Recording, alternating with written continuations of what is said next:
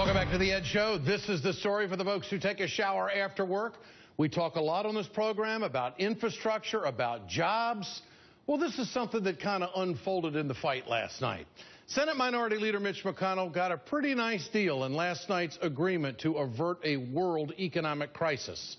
The gentleman from Kentucky has been the biggest single obstructionist in the history of this country, especially when it comes to infrastructure. Last night, the great state of Kentucky got $2.8 billion investment for a lock and dam project. Friends across the street, well, they're not real happy about it.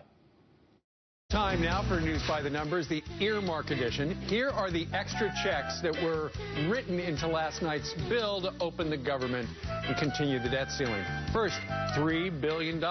That's how much Senators Harry Reid and Mitch McConnell secured for a funding project for a dam in Kentucky. It was originally allotted at $775 million. It got quite an upgrade. Now, this must be the new Republican infrastructure plan. The government needs to be shut down and negotiations need to be in the crisis mode for them to approve legislation which creates any jobs.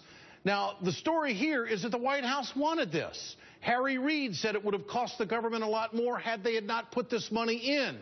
Flooding on the Ohio River is a big, big deal. When a flood comes, it takes everything.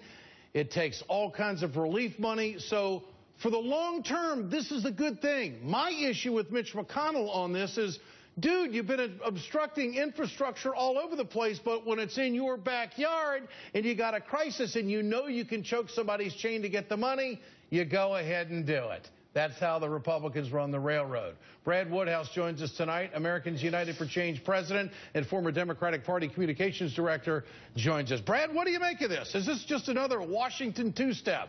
Well, look, it's pretty incredible. Look, I'm like you, Ed. I support infrastructure spending. I hope when they meet and talk about a budget and try to, deal with the government funding for next year, that they'll talk about infrastructure spending. But I don't think Mitch McConnell's years of obstruction should have been rewarded in this case. Oh, by the way, he's got a tough race coming up. What about that? I mean, this is something he just had to have. Well, look, he's kind of squeezed any which way he's going. I mean, that comes with someone who has spent all of their time in Washington looking out for themselves, and now he finds that he's being challenged by the right, a significant primary from a Tea Party person who won't look too kindly on the fact that he came in at the 11th hour and cut the deal. But on the other hand, Kentuckians know that he's been the walking example of dysfunction in Washington. So I don't think he's going to get any credit for essentially handing the fireman the hose after he set the match. This is a great opportunity for the Democrats to come back and say, look, you know this is good for your backyard. You know this is good to build infrastructure and jobs. Why don't you do this in all 50 states? It would seem to me that there would be some other senators who would be upset about this because a lot of them in their backyard have got projects that are really, really needed, not to mention we could have used $24 billion to fix some bridges in this country.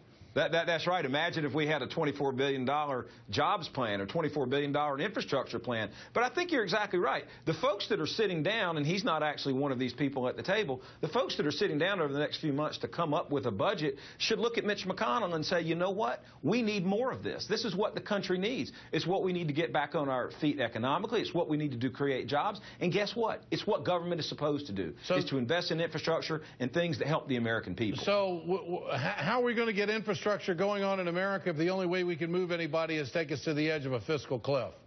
Well, it shouldn't come to that. One thing I think that came out of this that I was happy to see, and I know you were, was the Democrats and the president were united, and they stood up. And the president said today, you know what, the work that government workers do, the work that the government does is important, and you should be proud of it. And Republicans should stop monkeying around with it. So if Democrats stay unified, I think there is hope to get some money to help create jobs, to help invest in infrastructure, and to improve the economy. But it's going to be, the test is going to be whether Mitch McConnell and John Boehner are more concerned about their re-elections or their positions in leadership than they are the country. All right, Brad Woodhouse, good to have you with us tonight. Thanks so much. Ed. That's the Ed Show. I'm Ed Schultz. Politics